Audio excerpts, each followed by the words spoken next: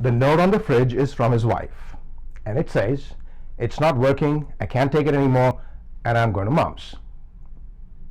He grabs the note, opens the refrigerator, the light comes on.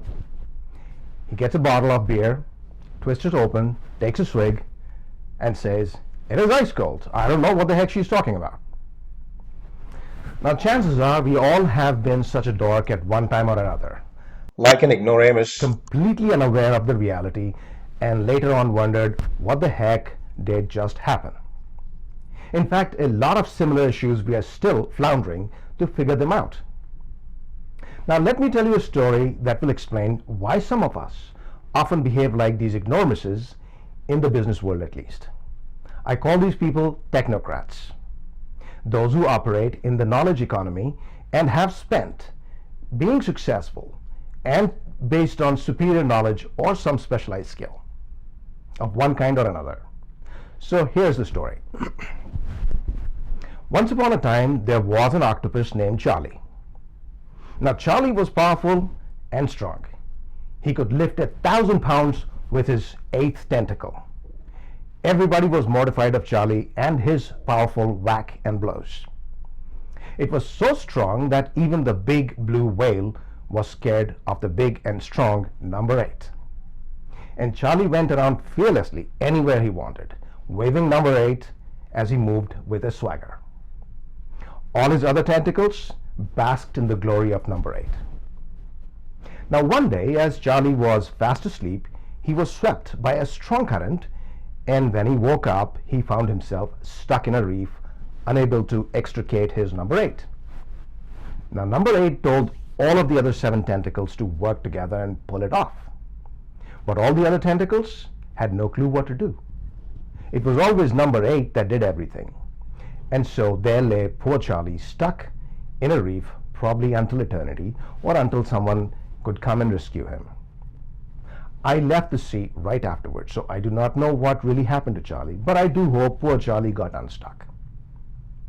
Now you know, I just made up Charlie's story. But the world has no shortage of Charlies, imbalanced and unaware. I was one. I spent more than 5 years in my doctoral program, and that was after already completing 2 master's degrees. Then I was thrown in a different world, a non-linear world that defied logic, that did not operate in systems and equations, at least not the kind that were easily defined. As I floundered and learned new skills and became good at them, I realized it was just a matter of focus. There was a time when getting to the CEOs was simply impossible for me, and today I schedule them weeks and sometimes months in advance. With the lessons I have learned, I pledged for the rest of my life to continue learning new tricks and helping these very smart and very successful people who are great at something become unstuck and take off on a new trajectory. The problem with knowledge workers is that they have an overdeveloped sense structures at the expense of a balanced set of traits. They see the world from a tinted glass and choose to operate with a limited set of tools. It is no wonder that they are stuck and struggling to get going. You see, logic is what technocrats have depended upon all their lives. And a great skill it is. Yet logic is highly limited in its ability to navigate the complex human world that we live in and is often at odds with reality. If you have a teenage daughter like I do, then you know what I'm talking about. There are so many superior tools, better than logic, that work like magic in my dealings with my precious little girl. In fact, sometimes I think I should consider launching a very, very profitable seminar on this topic. Now, technocrats need to balance their logical thinking by strengthening their, shall we say, nonlinear thinking, for the lack of a better word, because making nonlinear leaps and connections is necessary to hear the unspoken that is screaming to be heard. Technocrats have spent an inordinate amount of time developing one competence or maybe 2. From school onwards, they have competed in the world of knowledge and processes, and less on people, cultures, or complex human systems such as markets, at least compared to other people.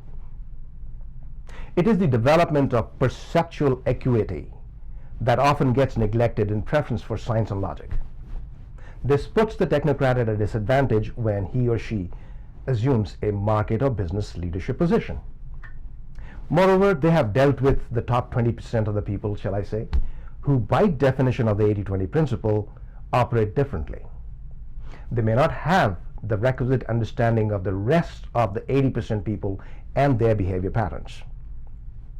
Only after they have acquired a new perspective and a new set of tools does their real potential unleash. And oh yes, they are incredibly capable people and learn very quickly. But often they do not know what is missing. Their understanding of nature, which I call NQ or nature quotient, is different and removed from certain realities, and one does not know what one does not know. It is that simple. Often they do not even have the knowledge of the problem, let alone the steps to clean it up and find the solutions. So if you are failing to grow revenue or are growing too fast but with dysfunctions abound, then you need to do something different. I encourage you to join me in my quest for a more balanced life and work. There's much to share for the willing and the ready.